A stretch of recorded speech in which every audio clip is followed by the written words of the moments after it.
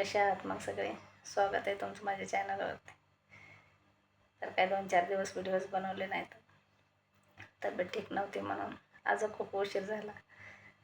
काही जणांचे मेसेज यायला लागले की ताई का व्हिडिओ बनवित नाही तर म्हणून. असं काही नाही, तब्येत ठीक नसल्यामुळे मला व्हिडिओ बनवूच वाटत नाहीत. शांत बसावं वाटतं. मग काय मोबाईल जास्त हातातच नाही घेतला. आता बसले होते, पोरं बसले होते बाहेर, किचनमध्ये बसले. म्हणलं पसारे, म्हणलं तुम्ही, मी किचनमध्ये व्हिडिओ बनवत बसते म्हणलं. तर आज व्हिडिओ बनवायचा मुद्दा म्हणजे मला एका ताईने विचारलं की ताई 2 मुलं आहेत मला आणि एकटीच आहे मी. की नवऱ्याचा सपोर्ट नाही, घरच्यांचा कोणाचा सपोर्ट नाही, मुलं लहान आहेत आणि लोक वेगळ्या पद्धतीत बोलत येतं. लोकांचं कसं असतं, भाऊ जरी असेल ना तरी त्याला वेगळं नातं लावणार ताई. कोण कोणत्या पद्धतीत बोलत ह्याच्याशी आपल्याला घेणं देणं नाही आहे. की तुम्ही एकटे येता, तुम्हाला नवऱ्याचा सपोर्ट नाही, घरच्यांचा सपोर्ट नाही, पण ते लेकरांना तुम्हाला तुमचा सपोर्ट पाहिजे ना. तुमचे मुलं येतं, त्यांना तुमचा सपोर्टची किती गरज आहे. मग लोकांकडे बघण्याची काय गरज आहे? लोक मला काय म्हणते ना, लोक मला काय बोलते ना, ह्यांच्याशी आपल्याला घेणं देणं नाही आहे. आपले 2 मुलं येतं सोन्यासारखे, आपल्याला फक्त मुलांचं घेणं, त्यांचं विषयचं बघायचं आहे आपल्याला.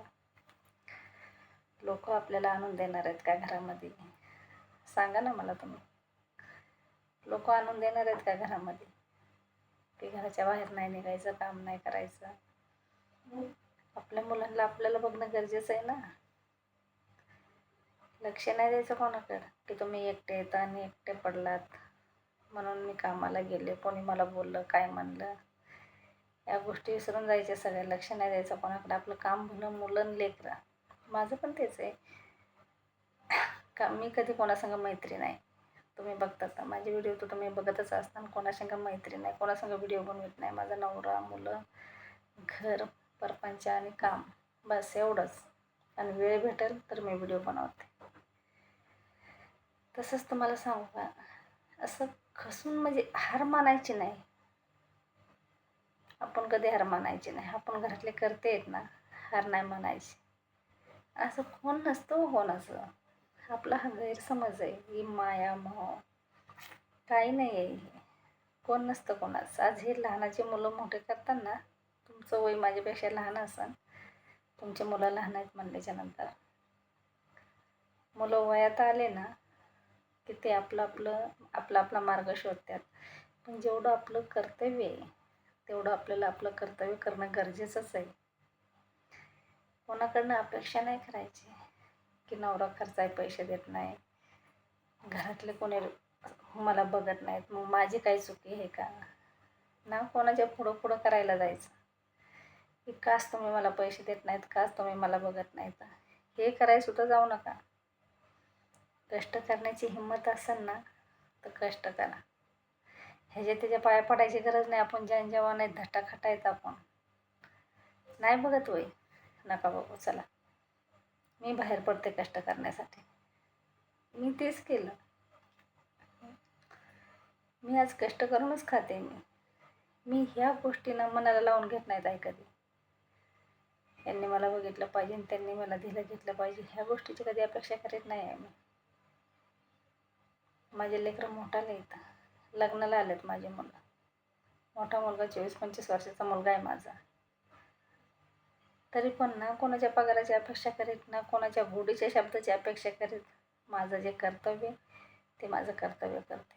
आणि तुम्हाला जर असं वाटतं तुम्ही एकट्यात आणि मला कोणी विचारलंच पाहिजे, मला कोणी बोललंच पाहिजे, हा गैरसमज मनातला काढून टाका की हे माझे सख्खे येतं, एक रक्ताचं नातं आहे हे माझं. आणि मग हे मला का विचारित नाही, हे सारखं ते गणित डोक्यात करीत राहिलं ना, त्या गोष्टीचा त्रास जास्त होतो.